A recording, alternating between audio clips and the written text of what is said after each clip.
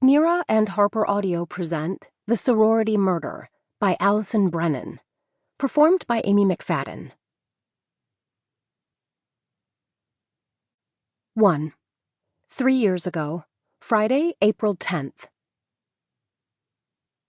Candace Swain forced a smile as she walked out of her dorm room. Smiling was the last thing she wanted to do, but Candace had an image to uphold. She was going to be late for the Sigma Rho spring fling, the last big party before the end-of-year crunch, studying for finals, capstones and senior projects, stress and more stress, and, for some of them, graduation. The mild April weather was perfect for an outdoor gathering. Candace had led the sorority's social events committee with setup, and they'd included heat lamps along the perimeter. The Mountain View dorm, which housed all campus sororities, each with their own wing, was on the northeast corner of campus, adjacent to the football field. The spring fling was held on the large lawn that framed the north entrance, where they had the most room.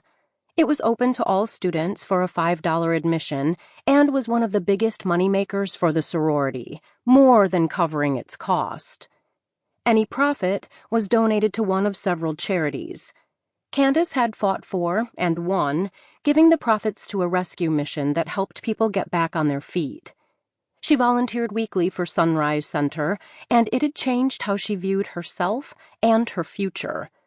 She now planned to be a nurse in the inner city, working for a clinic or public hospital where people deserved quality health care, even if they were struggling.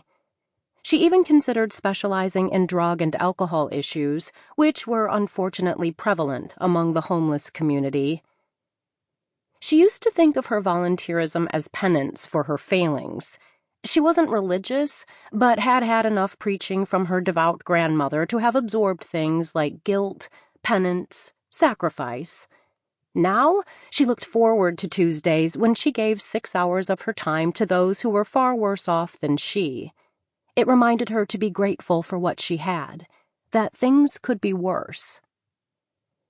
Candace exited through the north doors and stood at the top of the short flight of stairs that led to the main lawn.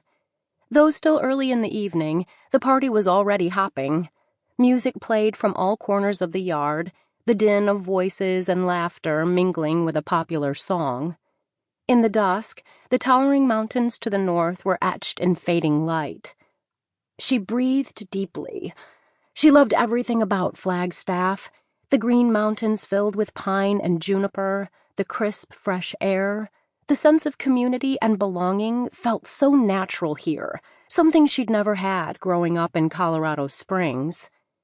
With graduation on the horizon, she had been feeling a sense of loss, knowing she was going to miss this special place. She wasn't close to her parents, who divorced right before she started high school and still fought as much as they did when they were married.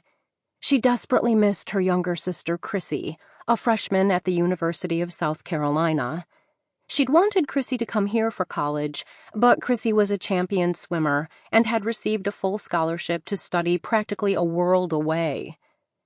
Candace had no plans to return to Colorado Springs, but she didn't know if she wanted to follow her sister to the East Coast or head down to Phoenix, where they had some of the best job opportunities for what she wanted to do.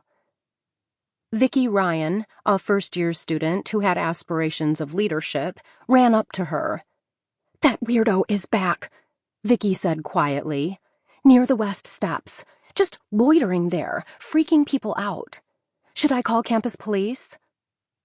Candace frowned. The man Vicki was referring to was Joseph, and he wasn't really a weirdo. He was an alcoholic and mostly homeless who sometimes wandered onto campus and wouldn't accept the help he had been repeatedly offered. He wasn't violent, just confused, and sometimes got lost in his own head, largely from how alcohol had messed with his mind and body. But his problems understandably made her sorority sisters uncomfortable. He'd twice been caught urinating against the wall outside their dorm. Both times, he'd been cited by campus police. He wasn't supposed to be on campus at all anymore, and Candace knew they'd arrest him if he was caught. "I'll take care of it," Candace said, and made her Sample complete. Ready to continue?